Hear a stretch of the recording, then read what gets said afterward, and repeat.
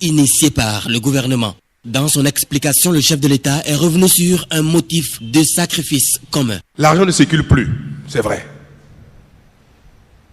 L'argent ne circule plus. Mais il est où l'argent? Il travaille. C'est cet argent qui ne circule plus que nous faisons l'effort de ne plus consommer, qui nous permet d'avoir l'eau, l'électricité, les cantines scolaires pour nos enfants, les routes, les écoles, payer les arriérés des enseignants et des médecins, les marchés, les stades. Vu la position de Djougou, troisième pôle socio-économique, vu notre ambition de faire de notre pays un pays bientôt développé, à la fierté de nos enfants, si ce n'est à la nôtre, Djougou sera une ville moderne. Le Bénin vient de loin, mais le Bénin va loin désormais. À des voies, il est en train de faire ça, les hôpitaux, l'eau est venue parce que c'est l'eau qui est la source de vie. J'ai trop aimé ça. Ici à Niki, on a trouvé un peu de lumière. Et on a fait des voies aussi, des hôpitaux. Avant, quand tu vas à l'hôpital, on ne te reçoit pas comme ça. Mais aujourd'hui, comme Talon a pris le pouvoir, tout a changé par rapport à moi. Tout a changé. J'aimerais dire que ce qu'il va encore faire, surtout nous, les femmes, et les microfinances, on veut qu'il va encore améliorer à ça. Et nous, on va pouvoir faire nos commerces avec ça. Venu par voiture, il a vu ce que nous vivons ici à Kalalé, entre Kalalé et Niki.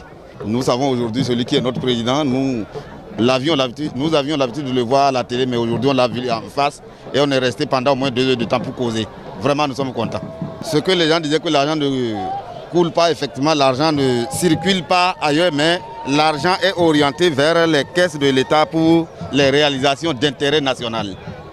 Oui, et il a expliqué, nous avons très bien compris, nous sommes contents, nous avons vu dans les écoles, la cantine, les stades en construction un peu partout, même si Kalalé n'a pas encore eu, on espère que Kalalé aura d'ici là.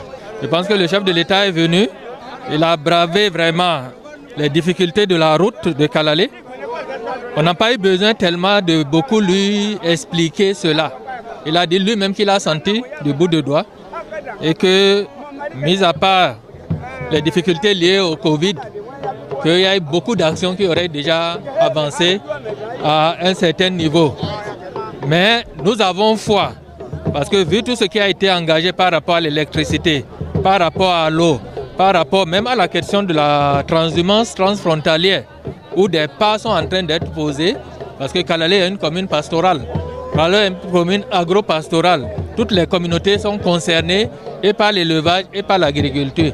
Et le chef de l'État a quand même promis à la commune que tout ce qui était en instance va se mettre en route. Et tout ce qui va se mettre en route serait vraiment pour la durée, dans la durabilité. Et c'est ça qui nous rassure. La population de Kalalé est très contente, très rassurée. Depuis qu'il a pris service, c'est pour la première fois qu'il vient à Kalalé. La population de Kalalé est très contente de son arrivée.